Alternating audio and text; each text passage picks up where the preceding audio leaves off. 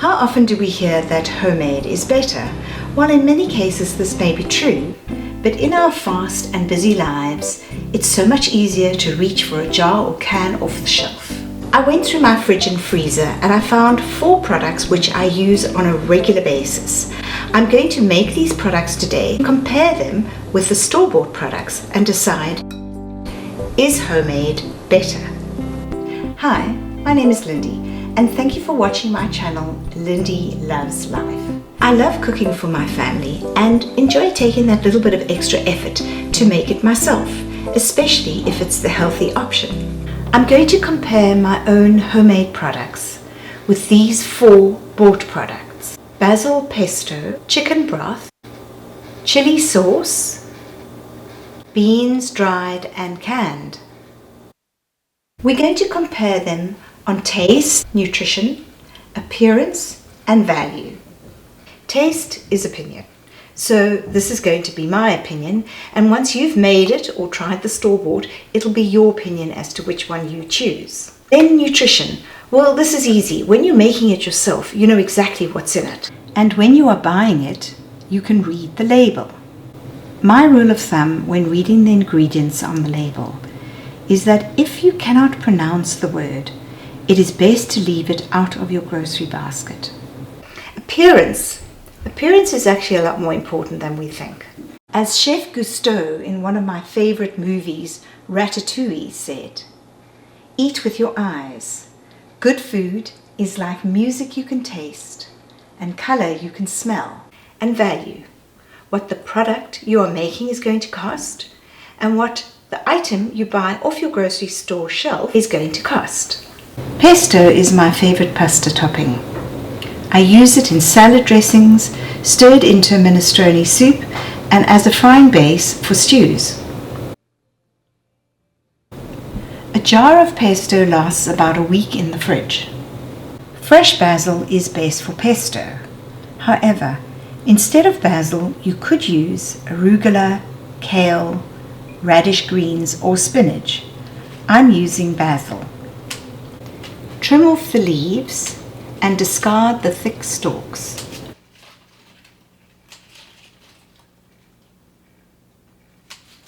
Wash and rinse. Dry in a salad spinner or with a clean kitchen towel. I'm going to put 4 cups of basil into the blender.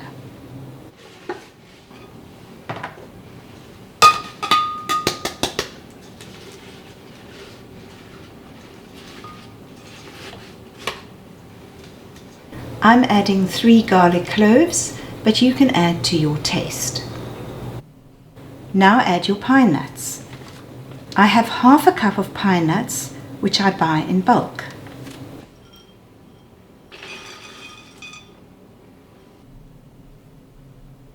And the parmesan.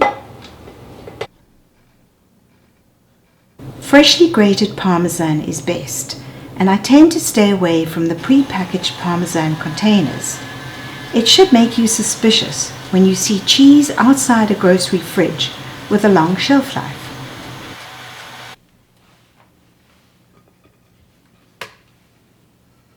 I'm adding half a cup of olive oil. We will add the other half cup of olive oil later.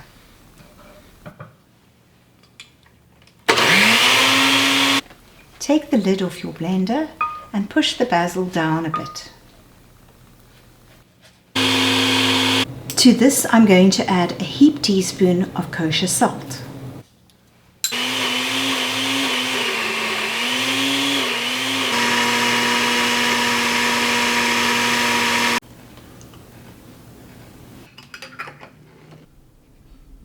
If you prefer a chunkier pesto, add the whole pine nuts and grated parmesan after blending the basil oil and salt, and simply stir together.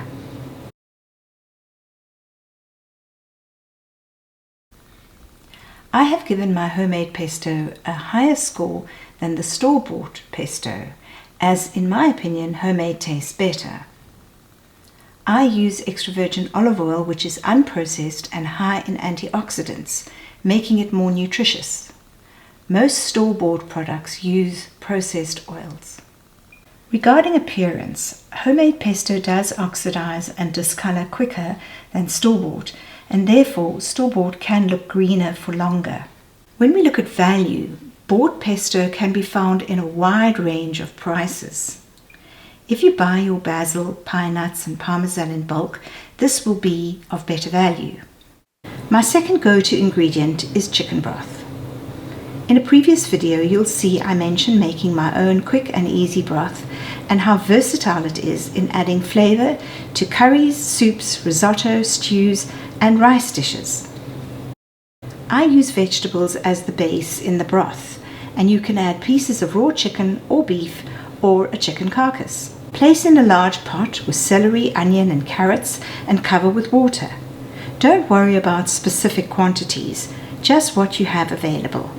I bring the water to a rolling boil and then reduce to a low temperature, simmering for about 2 hours.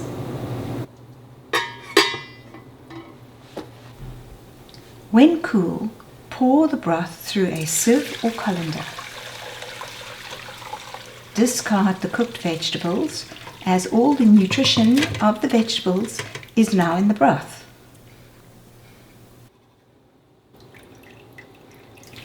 You can now freeze the broth into ice cube trays or into larger containers for soups and stews.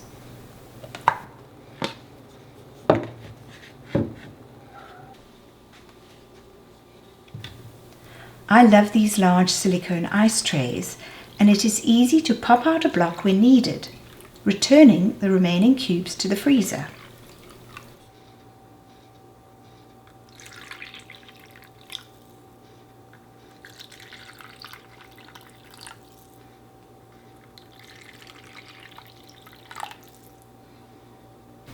When you require stock for your recipe, pop out an ice cube and either dissolve it in your cooking or overnight in the fridge until required.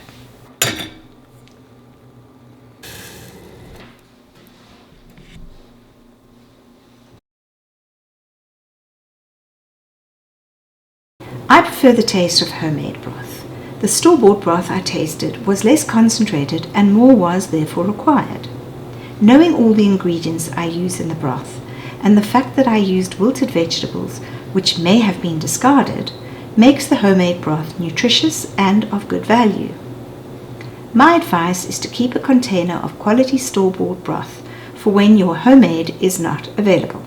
If adding salt to your broth, when making your meal with the broth, don't add additional salt, especially slow-cooked food, which concentrates in the long cooking process.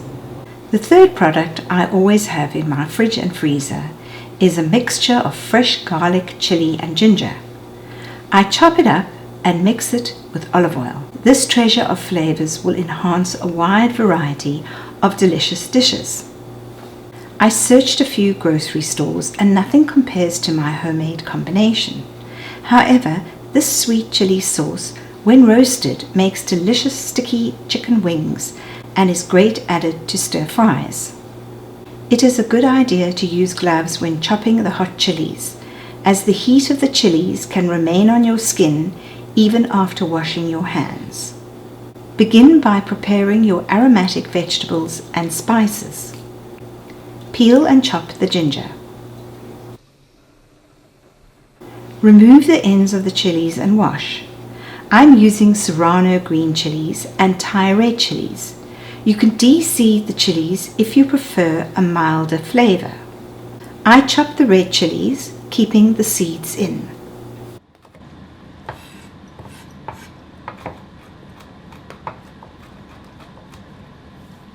And with the larger green chilies, I remove some of the seeds and some of the white spongy layer where the seeds attach. This is called the placenta, which is what gives the chilies their heat.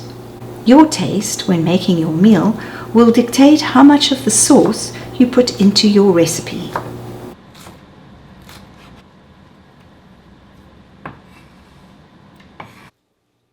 Break open the garlic bulb. Peel the cloves and roughly chop into smaller pieces. In a food processor, chop the ginger.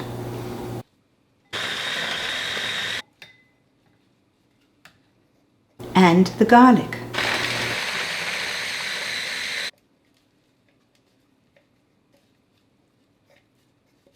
Mix everything together well.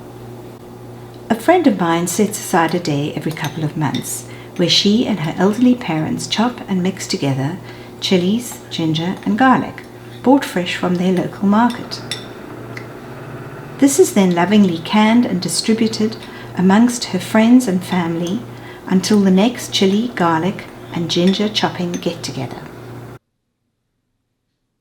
Add salt to taste. I've added 2 heaped teaspoons. Combine together well. Add a generous amount of olive oil. The excess olive oil can be used as infused oil in salads and cooking, as the aromatic flavors are imparted into the oil.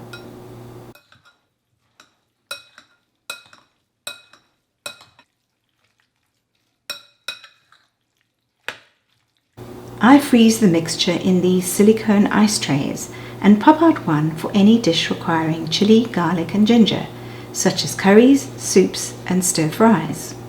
This way you can put in the required quantity for your taste.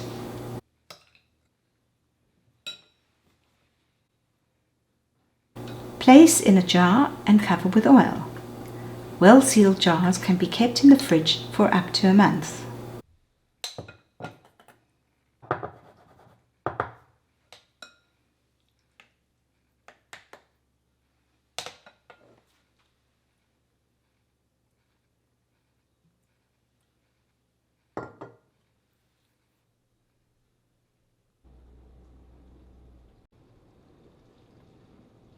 The remaining mixture I'm placing into another silicone ice tray from the freezer, which already has 2 blocks of my frozen broth. I could not find a good substitute for this fresh ginger garlic chili mix. This homemade sauce is very versatile.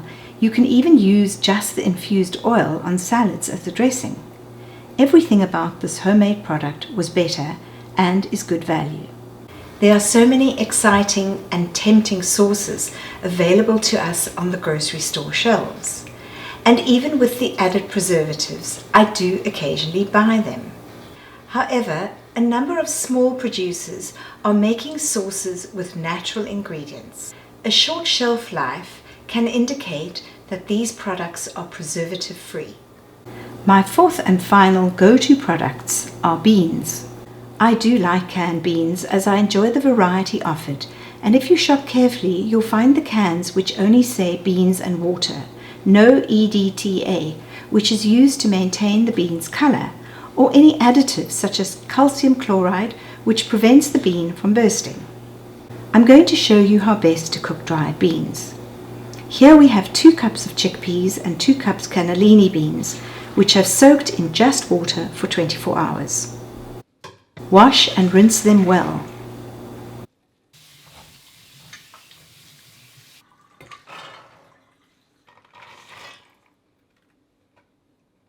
And add celery, onion and carrots.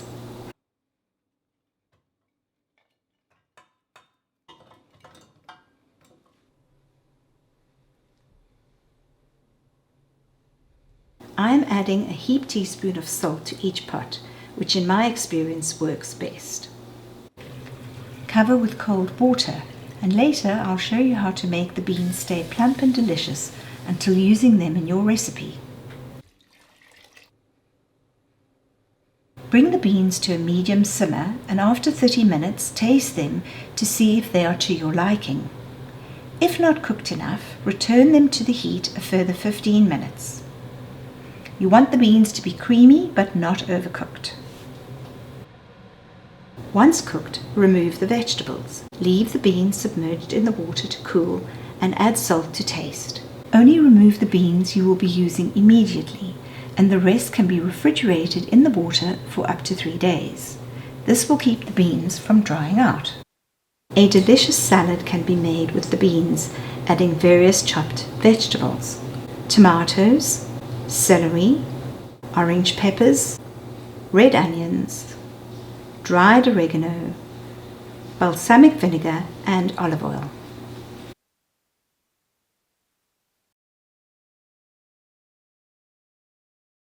In conclusion, I rated store-bought higher than the homemade beans. Store-bought is convenient and there are so many varieties. Try to find the cans that say only beans and water, and you have a perfectly nutritious and quick meal in minutes. When you have that extra time, boil your own dried beans, and if making in quantities, dried are certainly better value. In my opinion, homemade took top honors today. Knowing what is in your food is very reassuring, and choosing the healthy option is always a good idea. Homemade can be time-consuming, and we don't always have that extra time. So when selecting jars and cans off the shelf, be sure to read the label in order to make the healthy decision. My name is Lindy, and thank you for watching my channel, Lindy Loves Life. Take care and bye.